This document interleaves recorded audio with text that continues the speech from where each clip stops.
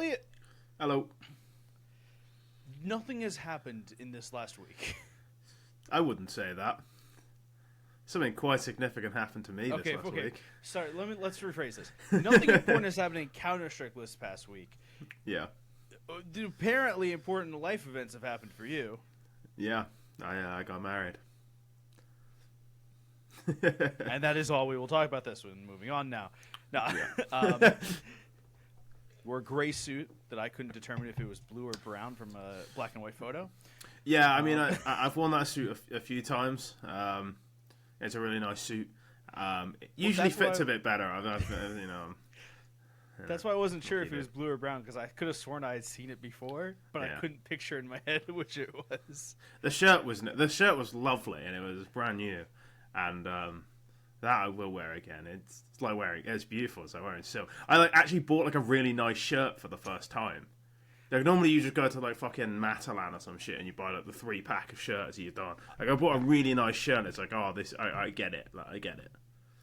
Yeah, I mean, I don't know. I wear t-shirts every day. Well, yeah, I mean, I'm currently wearing an Ampharos hoodie, like a Pokemon, the Pokemon Ampharos. So, yeah. Okay, but for nice clothes, yes, I get it.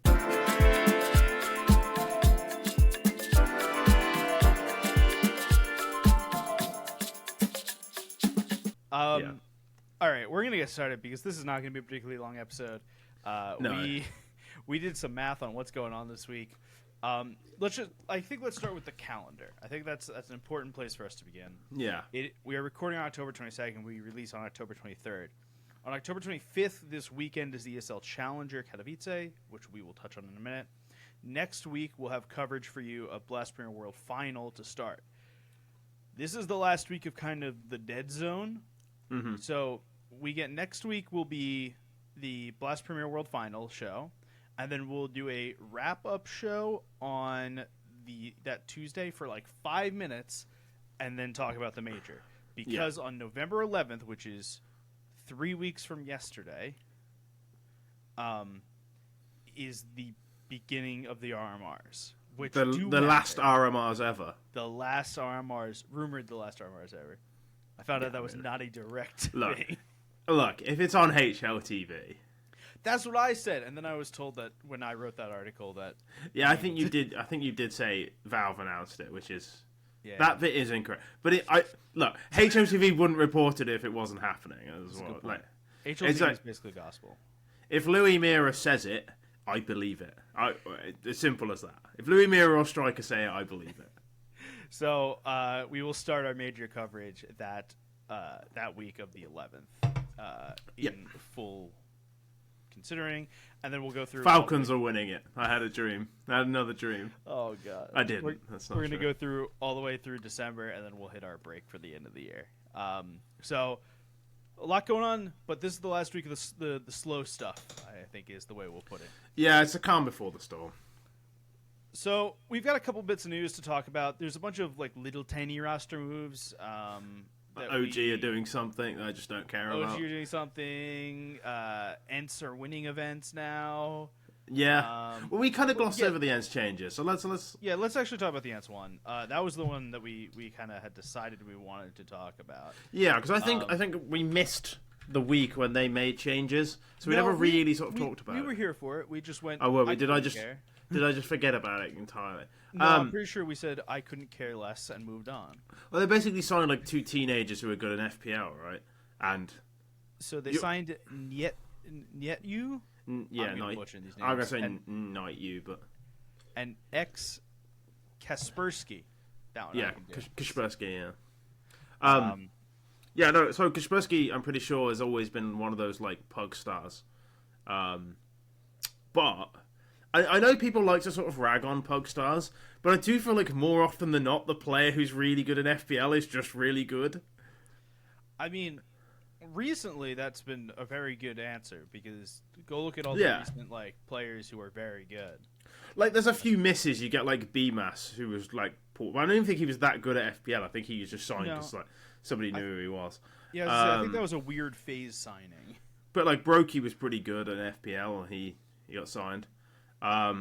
Obviously, Stu 2K is the big hit.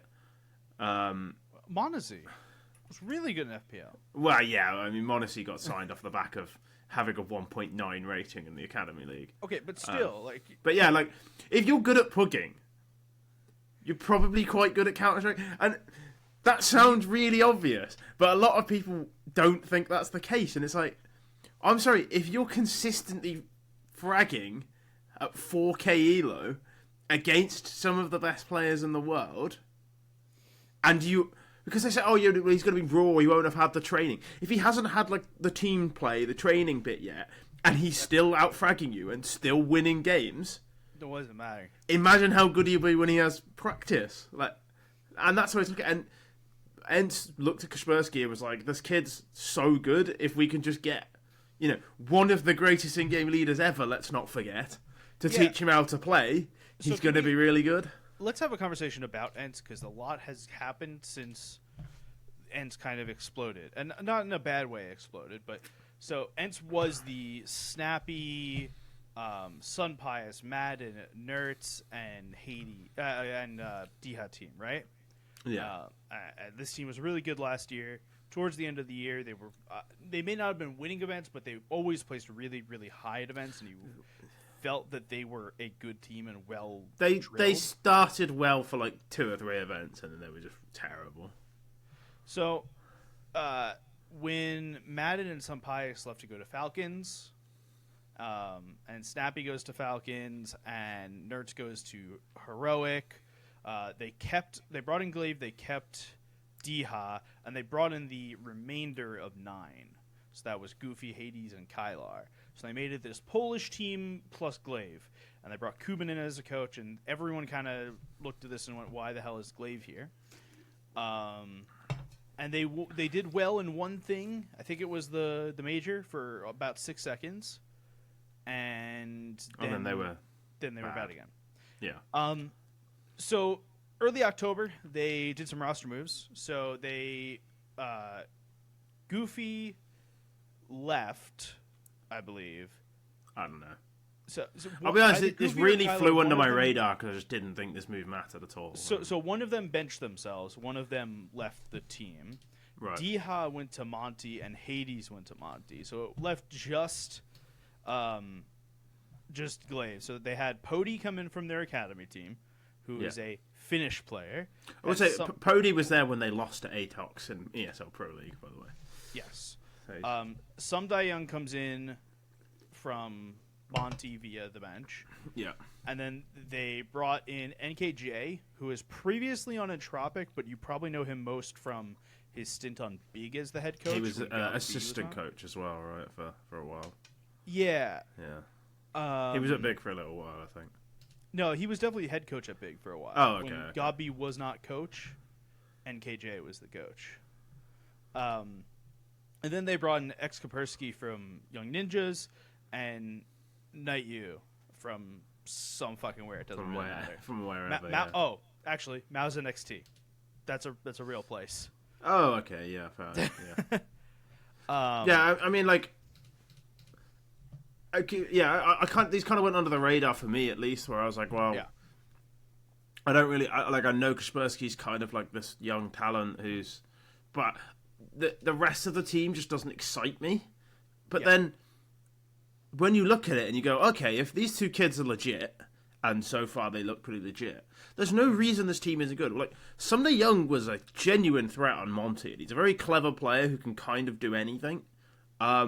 Glaive, you don't really need to talk about Glaive don't need to continue. Glaive, my sort of opinion on Glaive is that as an in-game leader, I don't think he's that impressive. What is impressive is that he was basically Astralis' like star rifler on that team, and at points was one of the best players in the world as a fragger, while like mid-round in-game leading. So you have to when you look at Glaive, you have to think of him as a guy who kills people rather than maybe a mastermind. He's actually kind of more of a Nexus style in-game leader, which sounds like an insult, but when Nexus was an in-game leader, the idea was that he was a good fragging in-game leader. He wasn't, but that was the idea. Like, he's more of a... Can we call Like, Nexa a glaive style in-game leader? We can, but I think I also think that's like offensive. It was already. I couldn't think off the top of my head of an actual fragging in-game leader who isn't just a fragger who started in-game leading. It just feels offensive all over the place. I mean, Alexi B is okay at it, but he's not superstar level like Glaive actually was at points. I have a quick tangent that we need to go on for a minute. I was playing Valorant the other day. Right. I've been really enjoying playing Valorant. I've been solo queuing and stuff, so I get into a comp game in Valorant, and someone says, "Damn, I have mini dunk in this game," and I went, "Holy shit, this guy has like watched Counter-Strike for some amount of time." And then he starts saying that ZywOo's the GOAT. Okay. Right. So I very quickly, I had not talked this entire game. We're like 6 rounds into the game. I was just fucking silent playing Viper on Icebox, right? Just fucking silent, doing my shit. I started going at this guy for calling ZywOo the GOAT. And I brought up the Dupree's the GOAT thing. Right? Yeah. Because like I'm convinced that Dupree is the most winningest player in the history of Counter-Strike. I wouldn't use that word because I'm not an idiot, English. but I would. Yeah. But he is the player with the most trophies of major. And he's the most successful player of all time. The most successful player ever, and up until 6 months ago was still extremely good, right? Yeah. And we'll debate it. You could debate It's on still his Falcons kind of performance, good, like, yeah. Not to the Dupree level that we expected. He and I argued for the entire rest of the game about like GOAT. He started saying, I can't remember who he started saying, but it was someone that just should not have been even in the GOAT conversation. And he was really into stating this, that this guy was really not the GOAT. So my point in saying this is a couple fold. One, it happened and I thought it was fucking hilarious, and I felt I really needed to bring it up. Number two, there are still people out there that think that other people are in this GOAT conversation than Simple and ZywOo and Dupree. Well, I think I don't think ZywOo's in that conversation. I mean, maybe I'm insane. I don't think ZywOo's in that conversation. I think the conversation is Simple, Olofmeister. Yeah. I'll put Cold Zero in there, but I'm not a fan. That's what we said it was. That's what we fucking said. He said Cold Zero. I swear to God. And I literally said, guy got 2 majors in 1 year, got a really overplayed clip on Mirage, and then disappeared. Look, I'm not against the idea that the best player of all time is the player who had the highest peak. Because I think that is the argument for Simple, is that Simple at his peak was the best player we've ever seen. Because if you're arguing over like lengths of time, Simple doesn't actually have that crazy a resume.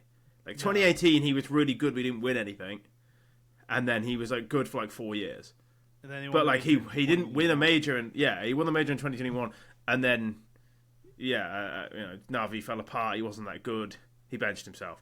Like, if you're talking longevity, you have to go to somebody like Dupree. If you're talking highest peak, I think it's Simple. I do think there's an argument for Olofmeister. I think there's an Olofmeister. But the problem with Olofmeister is the people he was playing against were basically farmers. There was a conversation amongst these folks about Flusha, of which I rolled my eyes and moved on. Like, Flusha will always be everyone's, like, either their second favourite or their most hated player ever. But he was never the best player in the world. No. And never, like, he was never the best player on his teams, except for, like, that 2018 Fnatic team where he single-handedly... Like, I will say... I'd be willing to say he may have been the best player on the Cloud9 team with Kiyoshima. Fine. Or you could argue, if you're going highest peak, map 5 versus FaZe in 2018 might be the best map ever. He won 2... Like, he won a 1v... It was a 2v5 where he got all 5 kills, and then another ace clutch in overtime of map 5 of a grand final. That might be the best map ever. You could argue that. But I don't think there's any other argument for Flusha. Like, if you're going highest peak, and your peak is 1 map, maybe you go that Flusha map. Otherwise, it's like Simple or Olofmeister. But I could understand why someone thinks that 2 years from Cold Zero is the highest peak ever. The most dominant player. I can understand it. I don't agree. No, but I think it's more reasonable than like. I could understand that if you don't start the conversation by talking about Donk. Yeah. Which means you have kept up to some degree with Counter-Strike and are not just living in 2016. My argument against ZywOo will always be, he only won a major when Simple wasn't playing. Simple won a major while ZywOo was playing, and ZywOo did not win a major while Simple was playing. I'm sorry, just look at the team that ZywOo had. That team had what? It had a major on Apex. It had four majors on Dupree and 3 on Magisk. 3 on Magisk and 5 on the coach. Yeah, or 4 on the coach. At the time, it's you have more majors on this team than any other team in history, other than Australis, where most of these players got their majors. All I'm saying is, Device and ZywOo have never won a major without Dupree, and he's won a major without both of them. You know what? You're right. All right, let's jump back to ENCE. I don't. Yeah. So what I'll say about ENCE, whenever you're looking at a team and you're trying to figure out how good they are, the best way to do it is to find their worst player and think you have to find the bottleneck, and you have to think, if this team goes higher, who's going to be the player who's going to stop them being the best? Sorry, who's going to be the player who stops them being a top 5 team, a top 3 team, the best team in the world? And if you pick a random team, let's just look at the list and say, okay, you go heroic. You go, well, I just don't think a team with Kixan as the in-game leader is going to be the best team in the world. Yeah. We know Tessers and Shush can be on the best team in the world. You might argue you don't think Dexter can be as well. I don't think that's entirely unreasonable. You look at Eternal Fire, you go, well, I like Eternal Fire. But Woxic's your AWPer. Yeah, I was just say realistically, it's like Calyx is still on this team. Calyx on the team. Yeah. I love this team. Don't get me wrong, but they will never be the best team in the world while they have these bottlenecks. Then you look at FaZe; their bottleneck is Karrigan. It's like, oh, you can be the best team in the world because your worst player is Karrigan, and we know he can win. I think that's a good way at looking at a team.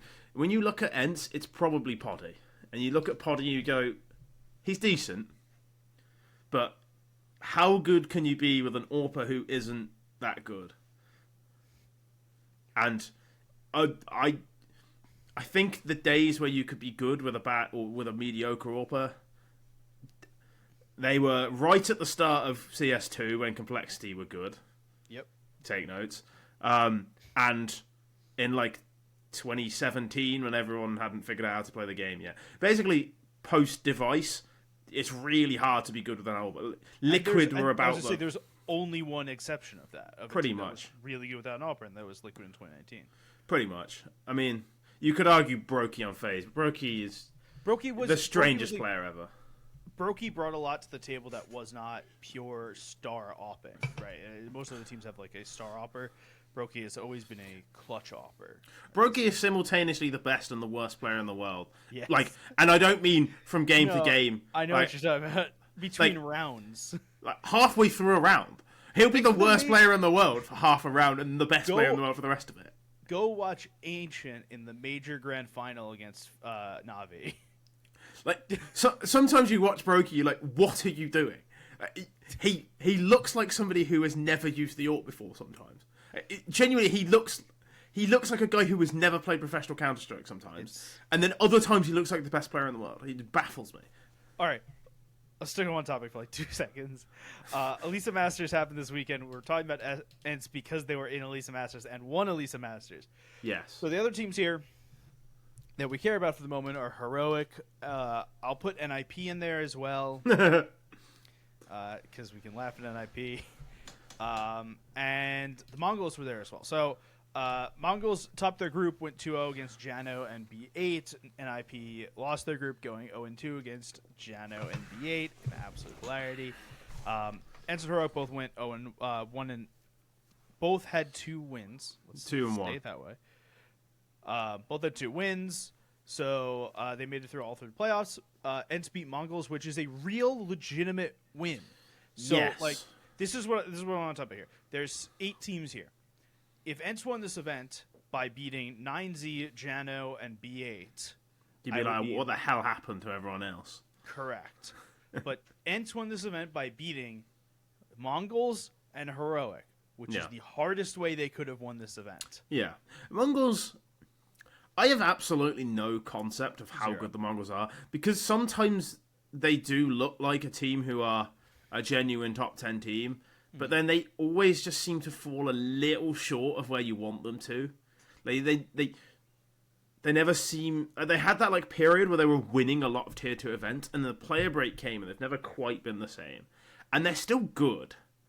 They're obviously good. But you still kind of expect them to lose in the semi-finals when they get there. Even though I don't necessarily think they're a worse team than ENCE, they always get a map and lose against a team with like a bigger name than them, and it's getting quite annoying. As somebody who wants them to win, Yeah. they seem to have stagnated, and this seems to be their... I don't want this to be where they plateau, and they'll probably sign some player I've never heard of, like after Shanghai, and they'll also be really good. But like, I don't know. I really want the Mongols to happen. I really want them to happen, but they're just falling frustratingly. Like, I want them to be Eternal Fire, but they're more like FlyQuest, which is a bit harsh. Lu, but yeah. No, they're not. I understand what They're you're saying, better than though. Yeah, I want them to be Eternal Fire. I guess they want it to be Eternal Fire. They're more like Saw, where they have like the one good event, and then it's like, oh, you're just not that good, are you? And it's a shame. But I mean, still, ENCE brand new team, basically 2 kids who've never really played on a top team before, beating them 2-1 in a semi-final. The Mongols are a more experienced team than half of that ENCE team. Yeah. Obviously, Glaive and Someday Young have played. They've definitely got the experience. They've played more games than I've had hot dinners, but I mean, beating Heroic 3-1 in the final as well is a great result. Best of 5, which means it is like you are testing fully. They went to what is that?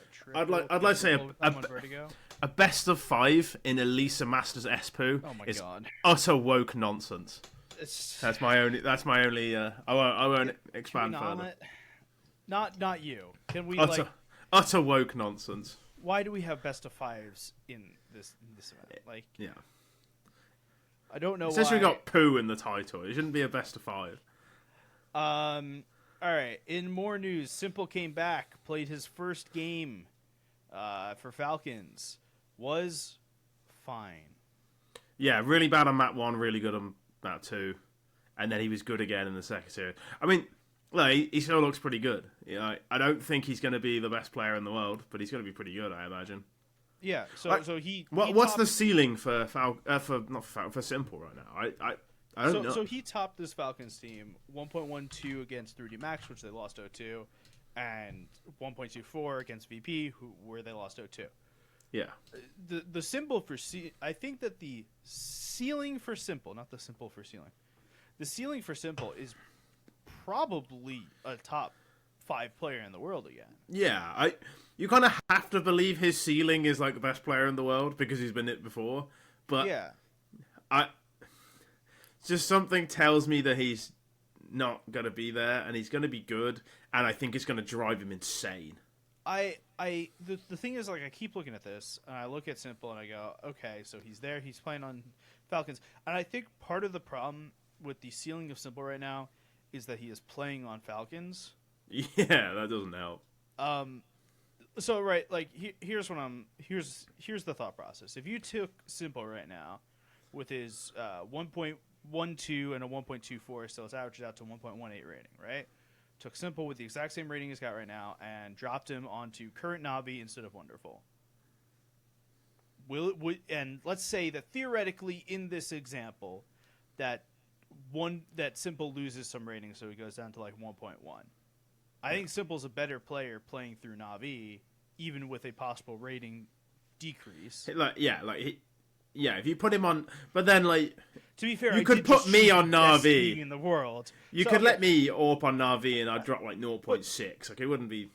But like, let's choose a team that's more quote unquote realistic, right? Drop him into Heroic instead of Dexter. That'd be so funny. But he's so not heroic in so many ways. But are you telling me that he wouldn't be a better player and the Heroic wouldn't be a much better team with Simple on over Dexter? Much better? I don't know. I don't know how good simple fix is right now. phase by putting simple instead of brokey. Don't get me wrong. Needs to happen. Good, it would be great.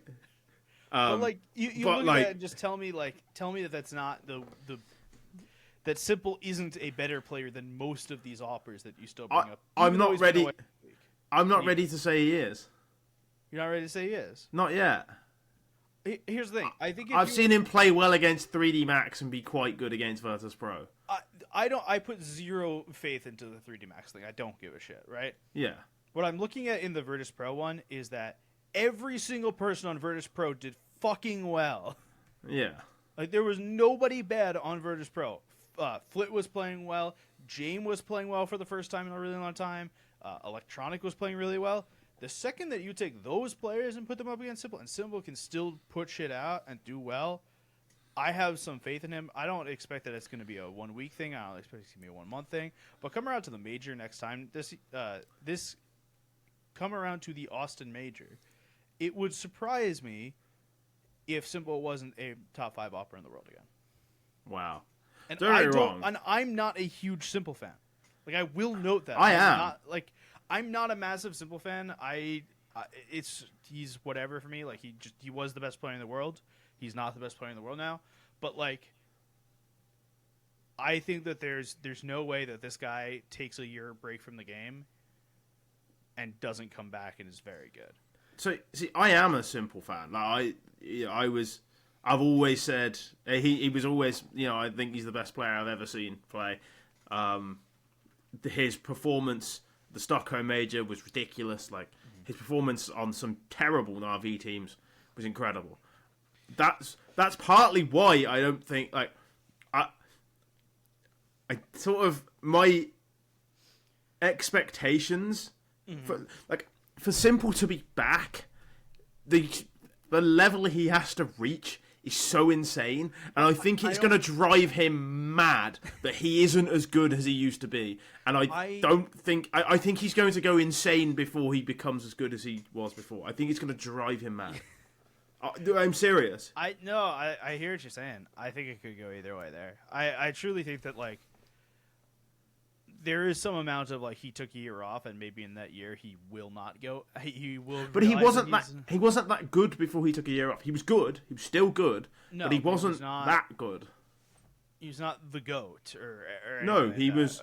He wasn't in the conversation of the GOAT. He was a good player. He was like the 3rd or 4th best opera in the world. Which is, I mean, if he gets back to that level, I'll be quite happy. I will be quite happy if he gets back. But it'd be great. I'm never going to write Simple off because we have all seen how ridiculously good he can be at his peak. And it would be insane to completely write him off, but I think it would be just as insane to just have blind faith that he'll be that good again. I don't have blind faith. I'm going to come back to this in a month. I don't expect him to be the best player in the world in a month. I just want to come back with a bigger sample size of Falcons games. Well, I know it's Falcons games, but like, well, it's more that he played a whole tournament and we still had 4 maps and they won none of them. So I want to come back when they play in Challenger Katowice this coming weekend, and they're going to play in the RMR. Yeah. Prior to the major starting, and let me be very clear here, I do not expect Falcons to make it into the major. After they finish their trip at the RMR, I want to revisit this idea. Yeah. Because I think that there is something to be said for, like, he gets some practice under his belt. Yeah. Okay. Next thing on the list, which is maybe the last thing on the list. ESL Challenger Katowice plays this weekend. There are real teams here. The worst team is Monty. The lowest ranked team is Monty. The lowest ranked team is the worst Monty. team is probably Legacy. But I mean, that's still, like, I've worked ESL Challenger events where, Legacy would be a top 3 team. Monty. I was going to say, I worked events where Monty were the best team, but also Monty used to be pretty good. But like, there's some actually half decent teams here. I mean, you've got Falcons with Simple. Man. Like, we're wild card made top 4. Like, I think every team here. I think every team here is better than wild card. You got Eternal Fire. Yeah, I'd agree with that. Just a genuinely good team. Pain and MIBR, I can't remember who's on who, and I'm kind of sick of watching them, but they're pretty decent. Well, MIBR has new players. Do they? They do. Oh yeah, okay. Lukowski. Actually, hang on. Lukowski and ENCE, we will be there. Hang on a second. I love Lukowski. We will be there. Yeah, they brought Lukowski on instead of Brazen. Oh yeah, I'm here for it. It's Payne who are actually like terrifyingly boring. Saw have a new player as well, which is one of those moves that excites absolutely nobody because they've lost their most exciting player and replaced him with somebody I've never heard of. We have a Portuguese writer who was following this very intently, and I'm pretty sure at the end of the day, Diego's thought was, "I hate this, but it's okay." He just said, I think when he saw the news, he said he just dropped to his knees. he was gutted. You got Falcons with Simple, who, obviously a bad team, and they've got Simple. Well, okay, but here's the thing: fun. Is there a possibility Falcons can make playoffs and lose? Oh yeah, of course. Like, no. There's a World Falcons win this. Let's not fuck about. Like they got Magisk, Dupree, and Simple. Let's not fuck about. There's a chance they win this event. There's a chance they win any event they're in. It's usually vanishingly small. B8, who are a perennial like banana skin team, and they do have one of my favorite players, was Captain Kirk at O23. Yep. Mm-hmm. Brilliant name. Great player. Like he's just a really good player. Like, he just kind of does everything quite well. He does difficult jobs well, and he's called Captain Kurt. And I just think he's great. B8 are one of those teams that you just never want to play against. No, it doesn't matter who you are. You come up against B8, you're like, oh fuck's sake! Like you see them on like. You're like 1-0 in the RMR, and they're also 1-0. You're like, just give us fucking heroic or something. Like, I don't want to play this shit. I don't want to play against B8. I don't want to play against. B8 will be a 2-3 team in the RMR, guaranteed. Yeah, but they'll start 2-0. Yeah, they will start 2-0 and lose through best of threes, but they will give you a scare in every single one of them. You got Legacy, who no longer have Cold Zero, so they're kind of like I mean, Dumal, Barton, Lato is actually quite a good core. It's just Neckers is just still hanging around like a bad smell. I was gonna say I'm worried about the rest of the team. Right. And well, like Dumal, Barton, Lato was the hot like trio about 4 years ago. And then Monty is new Monty. Monty is like new to us, Monty. They've been around for like 2 or 3 months, but like they've Demka, Krasnal, both good. Like they can always this team has actual players on it where you're like. If Diha, Demka, or Krasnal pop off, like they can kind of beat anyone here. Like, they are good players. I also feel really good about Hades right now. I think Hades has kind of been like solid. Hades is always solid. He hasn't been the best player in the world, but I think he's just been really solid. And for a team with Diha on it, I think having a very solid player is a good thing. If Hades is like your 3rd or 4th best player, he's pretty good. If he's like your 1st or 2nd best player, your team's not very good. That's how I feel about Hades. He's like he's like sort of a dying breed of AWPer that's not supposed to be the star. And he's actually quite decent as a star. It's just like if he is your star, the rest of your players aren't all that good. Yeah. But I mean, that Monty team could do damage. Like we've seen all of these players do well before. Krasnal at the start of CS2, let's not forget, was one of the best players in the world at the start of CS2. He was really, really good at the start of CS2. There was talks of him going to all sorts of teams because he was amazing at the start of CS2. Yeah. Like his ceiling is pretty high. Like this team could be good. They probably won't be, but they could be good. Every team here kind of could be good, except Legacy are probably bad. I would say Legacy are probably bad. Yeah, actually, I don't think Payne will ever be better than they are right now. Yeah, but they're good right now. Big Uzira getting that team to 14 in the world is like LeBron winning a ring with the Cavaliers. The Cavaliers. Go ahead and say Cleveland. Like he's got Snow, Lux, and Kawes on this team. Can you tell me a single thing any of those 3 players is good at? Hey, Snow was a streamer, right? I think that was the thing. Great. NQZ's fine. Like he's not a problem. I don't think Kawes, Snow, or Lux are particularly good. Any of them. I've seen Lux have a good game, but then I've seen him do absolutely nothing. Big Uzira is like he's like I don't know. He gets a tune out of anything. How he keeps like sticking around in the top 20 with some of the most mediocre teams you've ever seen. It's a miracle. He kind of reminds me of Jerry. He would just have the like players you've never heard of who aren't that good, and he'll just turn them into something decent. Brazilian Jerry. All right, I think that's where we're going to end for this week. We will be back next week with more content, with actual content involving the Blast World Final, which is out in Singapore. So we will see you all next week. You can find us on Twitter at Logan Ramhap, at Logan Ramhap, at AZEsk, and at ReadTLDR. This episode was edited by Mac. It was produced by James Serpa. We'll see you all next week. Whoa.